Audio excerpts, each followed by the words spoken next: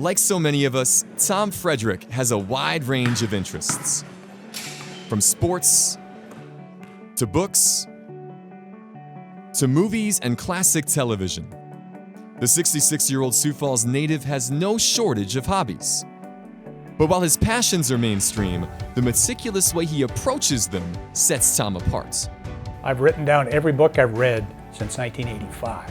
It's like 275 biographies / sports books and well over 1,300 fiction books.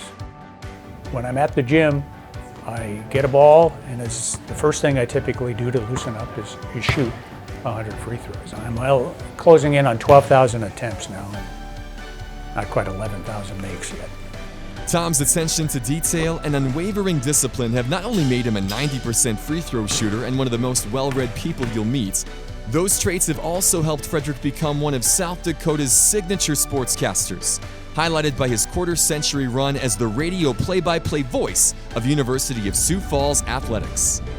Adam Mullen with time, has a short route over the middle to Slykows, breaks a tackle, 15-10, 5, Slykows, touchdown! 23 yards, Adam Mullen to Carter Slykows, and it's a 1-point game, 7-6. I always wanted to be a radio announcer. I've enjoyed sports broadcasting since listening to Herb Carneal and the Twins and Halsey Hall and Ray Scott back in the 60s as I was growing up. I remember going down to the old KISD on Phillips Avenue, 1972 or 3, and sitting down and talking to a DJ by the name of Denny Charles, getting the background on how he got the job and did he enjoy it and how much were you getting paid, things like that. And then I tied in my love of sports after that with play-by-play. A Washington High and South Dakota State graduate, Tom took a job at KSOO Radio in Sioux Falls shortly after college, and in 1983, he became the station's sports director. Doing high school basketball and football play-by-play, working a board shift, and that was fun being a disc jockey and reading the news, doing commercials, playing songs, then doing ball games. On top of that, I was living the life. Frederick transitioned to a job in the business sector in the early 90s, but he continued doing radio part-time for University of South Dakota football and men's basketball. When Tom's time with USD ended in 1997, the athletic director at USF at the time made sure that he wasn't off the air for long. Fall of '98, Sid Kortemeyer calls me and says, "Hey, would you like to do play-by-play again?" I said, "You bet I would."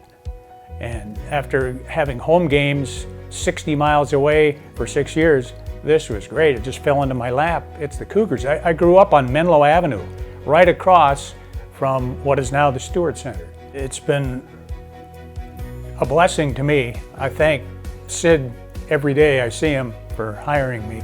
I don't think it took more than probably not even a full season for people to realize how professional he was and how good he was.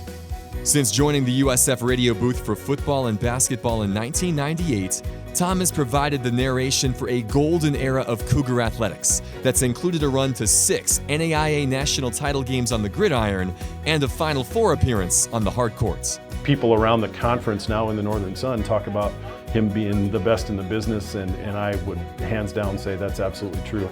I'd like to play it down the middle. I'm not a homer. I just like to let people know who's winning, who's carrying the ball, who made the shot. It's important to me to be accurate, to be thorough, to be someone who's the eyes and ears for a listener. Frederick's game preparation habits are legendary, highlighted by his in-season strolls around the block, 2 deep in hand. I walk around my neighborhood. I've got this flip chart. I start going around my block, go this way, through the park. In about 45 minutes, I can have everything memorized.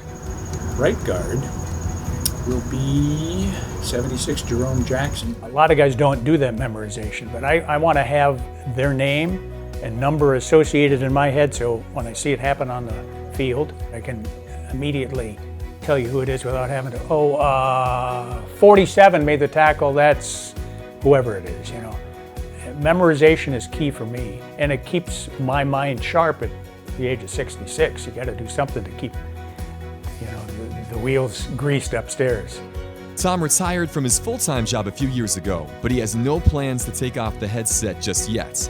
While basketball and books are enjoyable, they can't take the place that broadcasting holds for one of the state's greatest ever behind the mic. I don't know how much longer he's going to do it. I hope he's got another 5, 10, 15 years in him. When he decides to hang it up, I don't know if it would be the same to do games or to even listen to a game without the voice of Tom Frederick on there. It's just something I couldn't really think of not doing. Soon, I'll be able to say, maybe it's time to hang it up, but at this point, no, I'm still having too much fun, I think. All right, Alex, we've all had fun tracking Tom on social media with his free throw shooting, right? When did he start this? So this is 2 years in the making. Really? He was going to Avera a couple times a week and decided, you know what? Let's just track these free throws that I've been shooting. And he's so meticulous about it. It's 100 every time out. He had been injured a little bit this summer in a biking accident, so he had been off free throws for a while. He just came back last week, made 94 out of 100. It's incredible. He's like around 90% all time, I think. He jokes that he's like Rick Barry, but just not underhanded. It's fantastic.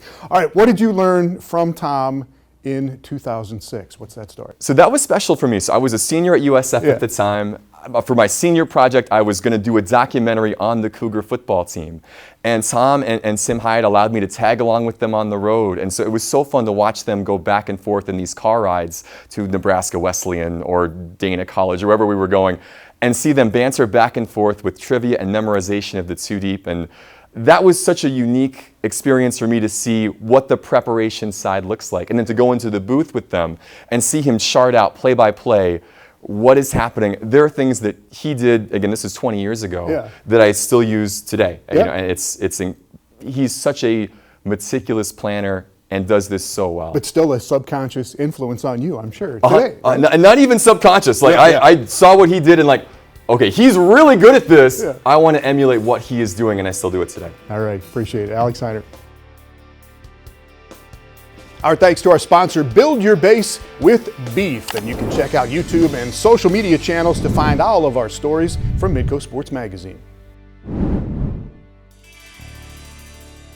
This has been Midco Sports Magazine, presented by Build Your Base with Beef Sports Nutrition and Training Program.